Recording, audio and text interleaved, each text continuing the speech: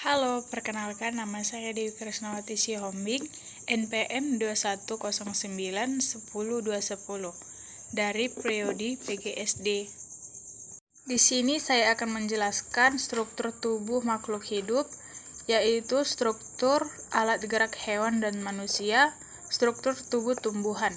Yang pertama adalah sistem gerak pada manusia, yaitu fungsi rangka. Ada beberapa fungsi rangka sebagai berikut, yaitu memberi bentuk dan ukuran tubuh, membentuk persendian dan berfungsi untuk gerakan, tempat peletakan otot, bekerja sebagai pengungkit, sebagai penyongkong berat badan, melindungi organ-organ seperti otak, sumsum tulang belakang, jantung, dan paru-paru, tempat pembentukan sel-sel darah dan sel-sel imunitas atau sumsum tulang, dan penyimpan kalsium. Rangka tubuh manusia. Rangka tubuh manusia ada terbagi dua bagian, yaitu tampak depan dan tampak belakang. Rangka tubuh manusia tampak depan. Tulang tempurung, tulang wajah, tulang selangka, tulang belikat, tulang dada, tulang rusuk, tulang lengan atas, tulang pinggul, tulang hasta, tulang paha, tempurung lutut, tulang kering, tulang betis, tulang pergelangan kaki, tulang telapak kaki, dan tulang jari kaki. Rangka tampak belakang, tulang kelangkang, tulang pinggul, tulang usus, tulang pergelangan, tangan, tulang telapak tangan, tulang jari tangan, tulang duduk, tulang kemaluan. Rangka tubuh inilah yang melindungi dan menopang organ tubuh. Sistem gerak tubuh terdapat pada sistem anggota gerak atas yang meliputi tulang lengan atas, tulang hasta, tulang pengumpil, tulang pergelangan tangan, tulang jari tangan, tulang telapak tangan. Tulang anggota gerak bawah yaitu meliputi tulang paha, tulang tempurung lutut, tulang betis, tulang kering, tulang pergelangan kaki, tulang telapak kaki, dan tulang jari kaki. Rangka tubuh inilah yang membantu kita untuk melakukan pekerjaan atau melakukan aktivitas kita sehari-hari, seperti berjalan, mengangkat beban, dan lain-lain. Tulang bahu manusia. Tulang bahu manusia meliputi tulang selangka, tulang belikat, tampak depan, tampak belakang. Tulang ini memberikan rentang gerak yang paling besar dalam tubuh kita dan berperan sebagai memutar pergelangan kita ke berbagai arah dengan mudah. Tulang belakang pada manusia. Tulang belakang pada manusia meliputi tulang atlas, 7 ruas tulang leher, 5 ruas tulang pinggang, 12 ruas tulang punggung, tulang kelangkang, dan tulang ekor.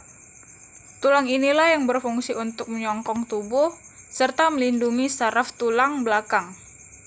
Tulang kelangkang, tulang ekor. Tulang ekor ini adalah berfungsi untuk menahan beban dan menjadi pusat gravitasi yang baik untuk tubuh. Selanjutnya ada tulang kepala, tulang dada, badan, tulang dada, tulang rusuk sejati, tulang rusuk palsu, tajub pedang, dan tulang rusuk melayang.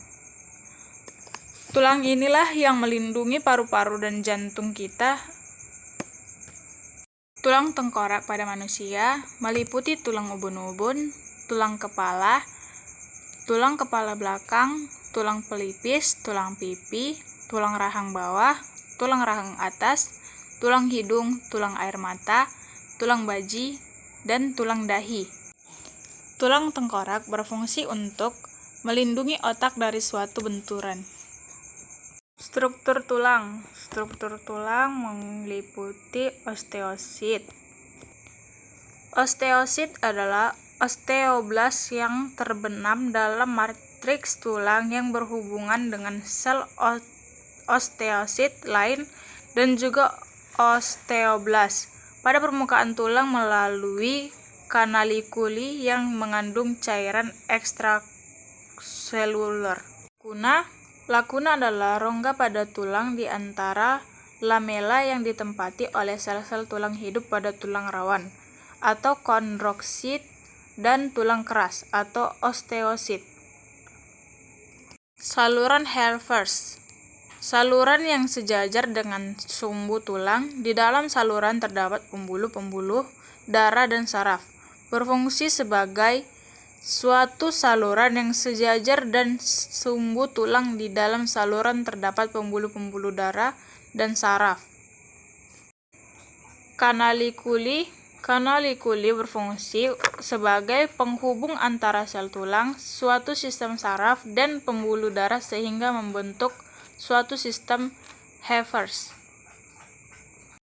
Periosteum berfungsi untuk memberikan integritas struktural dan lapisan dalamnya memiliki potensi osteogenik atau membentuk tulang.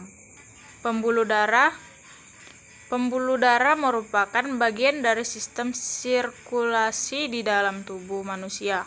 Pembuluh darah ibarat selang yang di dalamnya mengalir darah dari jantung ke seluruh tubuh dan dari seluruh tubuh ke jantung. Jika terdapat masalah pada pembuluh darah, maka sangat mungkin akan terjadi gangguan kesehatan. Tulang kompak merupakan lapisan kedua pada tulang yang memiliki tekstur halus dan sangat kuat. Tulang kompak memiliki sedikit rongga dan lebih banyak mengandung kapur atau kalsium fosfat dan kalsium karbonat, sehingga tulang menjadi padat. Tulang trabekular merupakan bagian dalam tulang yang berongga. Tulang merupakan organ dinamis yang selalu berubah dan mengalami pembaruan. Periosteum merupakan selubung jaringan konektif fibrous yang mengelilingi permukaan luar tulang kortikal kecuali sendi di mana tulang dibatasi dengan articular tulang rawan. Tulang spons yang mempunyai matriks berpori atau berongga yang di dalamnya terdapat sumsum tulang merah yang menjadi tempat terjadinya produksi sel darah merah. Contohnya adalah tulang pipi dan pendek. Saluran Halfers, yaitu suatu saluran yang sejajar dan sumbu tulang. Di dalam saluran terdapat pembuluh-pembuluh darah dan saraf. Tulang rawan hialin dapat ditemui di bagian ujung tulang rusuk yang melekat pada tulang dada serta cincin tulang rawan trakea. Ligamen adalah salah satu jaringan yang berperan dalam pergerakan. Ligamen berfungsi untuk menghubungkan satu tulang dengan tulang lainnya dan membantu menggerakkan pada persendian. Gerak pada hewan dapat meliputi burung dan katak bergerak dengan menggunakan rangka dan otot. Cacing tanah memiliki rangka hidrostatik yang memungkinkan terjadinya gerakan peristalsis. 3 gerakan pada tumbuhan, yaitu gerak higroskopis, gerak endonom atau gerak autonom, gerak esionom atau gerak etionom. Gerak endodom atau gerak autonom adalah gerak pada tumbuhan yang disebabkan oleh rangsangan dari dalam tubuh tumbuhan itu sendiri. Disebut juga gerak atau autonom karena tumbuhan bergerak sendiri tanpa ada rangsangan dari luar. Gerak higrokopis merupakan gerak bagian tumbuhan yang terjadi karena adanya perubahan kadar air pada tumbuhan secara terus-menerus. Akibatnya kondisinya menjadi sangat kering pada kulit buah atau kotak spora, sehingga kulit biji atau kotak spora pecah. Gerak esionom, gerak Tropisme, gerak bagian tumbuhan yang dipengaruhi oleh arah rangsang. Tropisme positif jika arah gerak mendekati rangsangan, dan tropisme negatif jika arah gerak menjauhi rangsang. Gerak taksis, yaitu gerak berpindah seluruh tubuh tumbuhan yang dipengaruhi oleh rangsang. Seperti bentuk tropisme, terdapat taksis positif dan negatif. Gerak nasti, yaitu gerak bagian tubuh tumbuhan yang arah gerakannya tidak dipengaruhi oleh arah rangsang. Gerak ini disebabkan terjadinya perubahan tekanan turgor akibat pemberian rangsangan.